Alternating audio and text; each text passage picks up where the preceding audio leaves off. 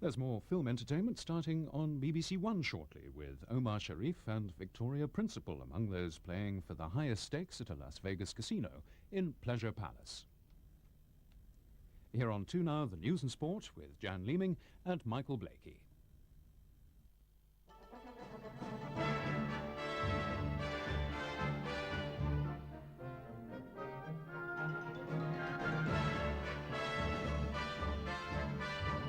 A military coup in Uganda. It's said President Obote has fled the country. A warning from the alliance. The cosy days of power are over. Bradford City back playing for the first time since the fire. And a big shock in the big race at Ascot. In Uganda, the government of President Obote has been overthrown in what appears to have been a bloodless military coup. A curfew has been imposed and all flights in and out of the country have been stopped. Dr. Obote is said to have escaped, but several of his ministers are reported to be under arrest. There was some looting of shops as thousands of people flocked onto the streets of Kampala, and British citizens in Uganda have been advised to keep their heads down. The editor of a local newspaper saw the army move into the capital. This was his dramatic account as firing began near the post office. The guns are now going off right now. There's a lot of gunshots going on right now, together with rocket fire right at the post office. Right now, I'm just near the post office right now. And the guns are going off. Everybody's running away. I don't know exactly what is happening. I can see lots of people running everywhere, taking cover. Lots of guns going off. Everybody's turning, running. Cars are running everywhere. People are falling. I haven't seen anybody being killed, but the guns are going off.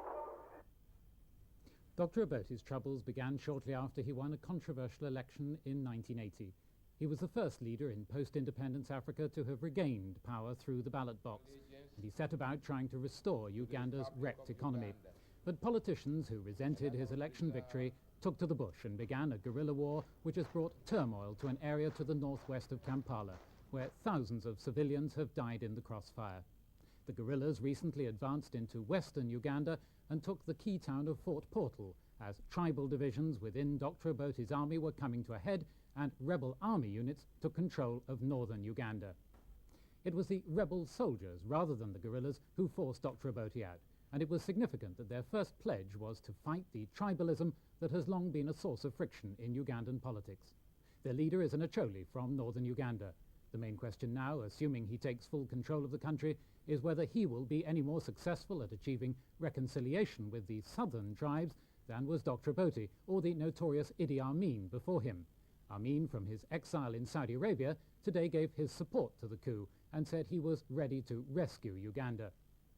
Britain was one of Dr. Obote's closest allies in the West, maintaining commercial links that derived from colonial days and attempting to instill greater discipline in the army, frequently accused of torturing civilians, through a military training team. The Foreign Office says their future is under consideration. A former president of Uganda, Godfrey Binaisa, has been celebrating the government's downfall in exile in London. He was once Attorney General in Dr. Obote's government in the 1960s. He gave his reaction to the coup to Kim Riley. I'm very delighted because Dr. Obote has been sitting there as a tribal warlord, presiding over an army which is virtually a tribal army. Have you been in touch with the man who led the military coup, Brigadier Okello? I'm trying to, but I'm going to send my congratulations to him tonight. And I'm very, very delighted that he's taken over because I have a lot of confidence in him.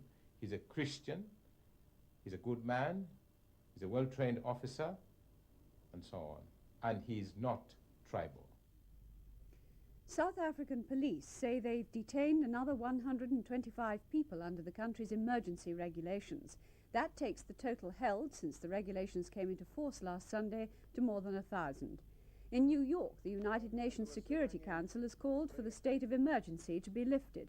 Delegates voted 13-0 in favor of voluntary sanctions against South Africa.